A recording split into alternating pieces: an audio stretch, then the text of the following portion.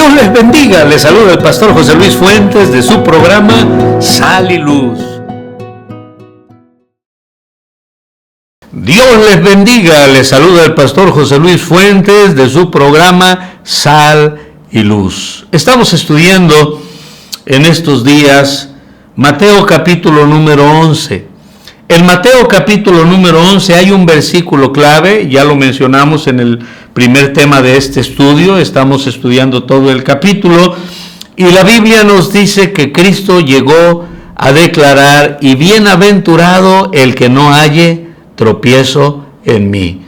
Creo y lo veo que ese es el exégesis, ese es el versículo clave, esas son las palabras claves en todo el capítulo. Y ya vimos, ¿verdad?, la historia de Juan el Bautista, cómo Juan el Bautista representa a aquellos cristianos que de alguna manera se descontentan de Dios y de la vida cuando las cosas no son como a usted y a mí nos gustaría que sucedieran, como a usted y a mí nos gustaría que fueran. Y hay que tener, ojo, mucho cuidado aquí, ya que un cristiano no debe de buscar que se imponga su voluntad, sino el cristiano debe de buscar la voluntad de Dios para su vida. A veces no es lo que queremos, pero es lo que Dios permite para nosotros, porque Él nos equivoca, porque Él nos ama, porque Él, ¿verdad?, tiene una voluntad, un plan, un diseño para cada uno de nosotros. Y nuestra tarea es poder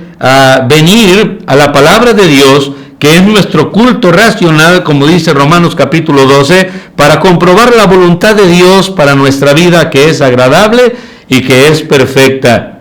La Biblia nos dice de Jeremías, conocido como el profeta llorón, y yo creo que lo han titulado así porque a lo mejor de una manera despectiva, porque él lamentaba mucho. No somos nadie para juzgarle, ¿verdad? Pero sí vemos que él llega a un punto donde, humanamente hablando, pareciera que su ministerio fue un fracaso.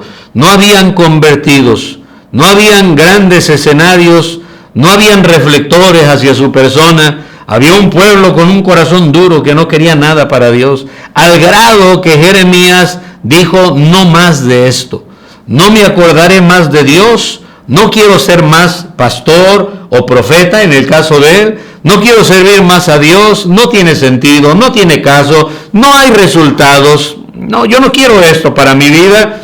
Y dice la palabra de Dios que Dios obró en él, y gracias a Dios que los llamamientos de Dios son irrevocables.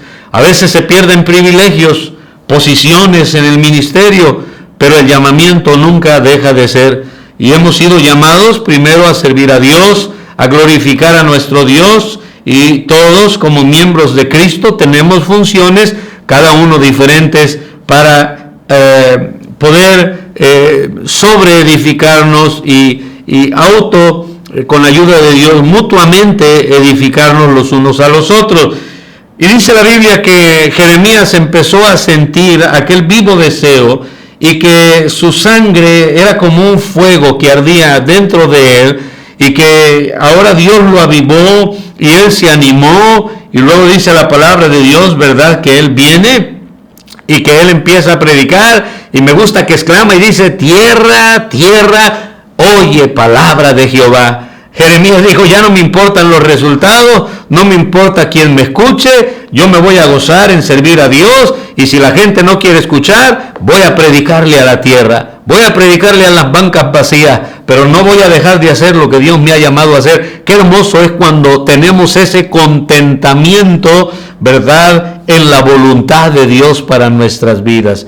Pero hay ocasiones donde los mismos jóvenes se enamoran, mezclan los sentimientos, son solteros, le echan el ojo a una muchacha o a un joven. Por algo, ¿verdad?, no permite Dios que el uno termine con el otro, y a veces no le hace caso la muchacha al muchacho, se va de la iglesia, y podemos ver que probablemente o estaba con motivos incorrectos, o por lo menos Dios no era su prioridad. Y no debe de ser así. La prioridad de todo cristiano debe de ser el Señor.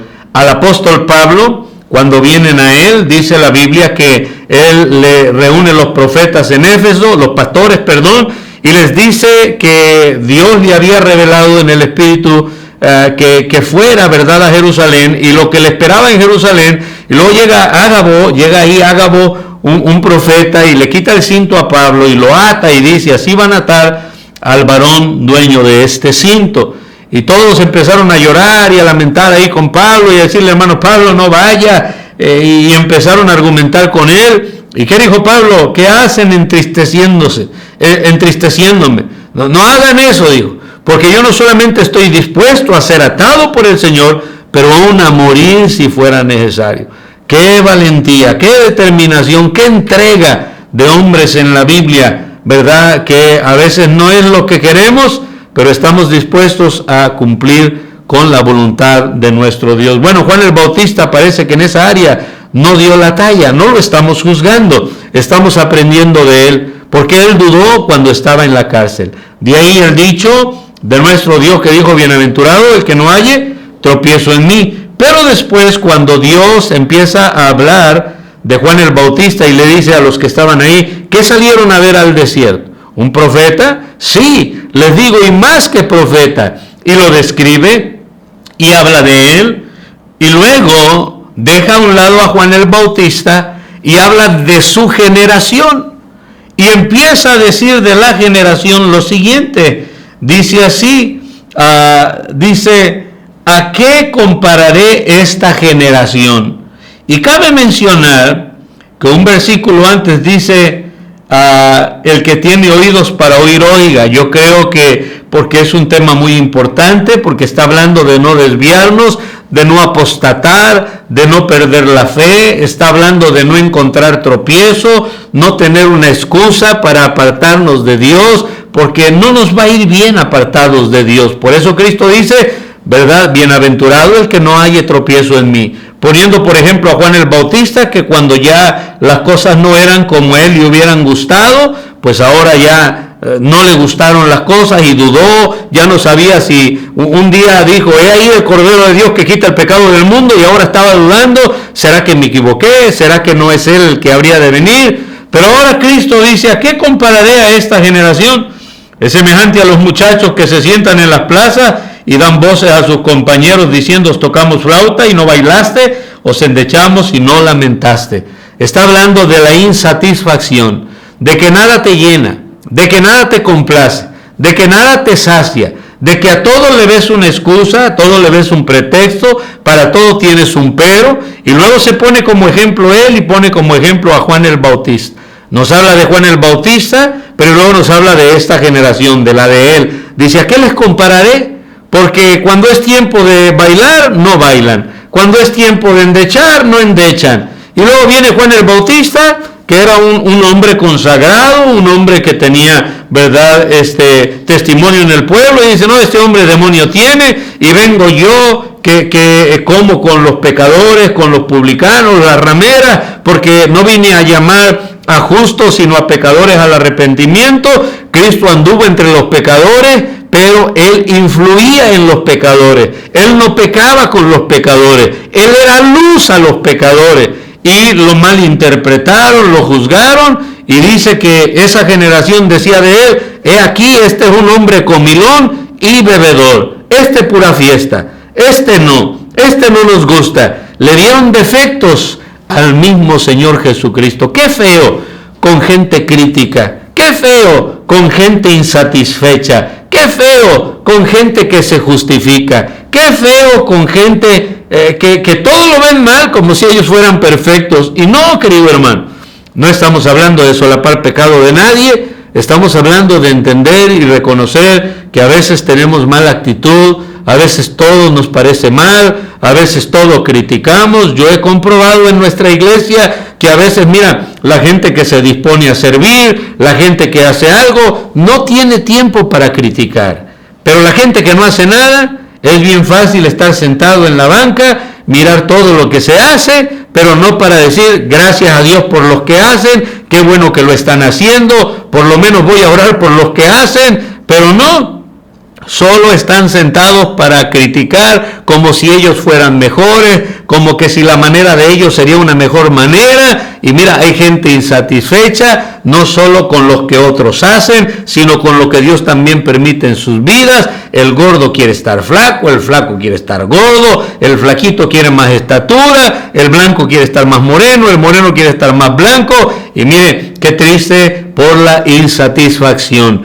A veces ese problema, ese pecado, ¿verdad?, nos lleva a poder apartarnos de nuestro Dios. Y podemos ver que en cada historia que nos da el capítulo, todo va relacionado a gente que se quejó, a gente que no aceptó, a gente que buscó un pretexto o una excusa. En el caso de Juan, pues estoy en la cárcel, ya no vienen a que yo les firme la Biblia. Diferente es cuando predicaba a grandes personas, en grandes auditorios, a mucha gente, donde, verdad, era el conferencista, era el hombre que traía el mensaje de Dios. Eso aguanto, eso me gusta, pero estar en la cárcel, no quiero estar en la cárcel. Y en el momento difícil, ahí es donde él consiguió tropiezo.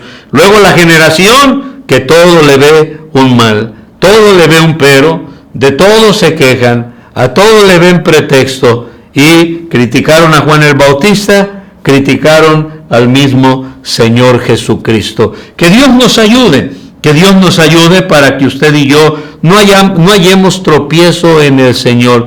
Quiero recordarle que la Biblia nos dice a los cristianos que pongamos la mirada en nuestro Señor Jesucristo. En primer lugar, como hablamos de Juan el Bautista, y lo refuerzo, ¿verdad? Sería bueno que aceptemos la voluntad de Dios para nuestra vida. En segundo lugar, esta generación nos lleva a poder poner la mirada no en las personas, sino en quién, en nuestro Señor Jesucristo. El primer caso habla de decepcionarnos de lo que Dios nos da. El segundo caso habla de decepciones a lo que son los demás. Pero mi pregunta es, a veces nos decepciona la vida de los demás, pero ¿y qué de nuestra propia vida? ¿Tu vida no te decepciona?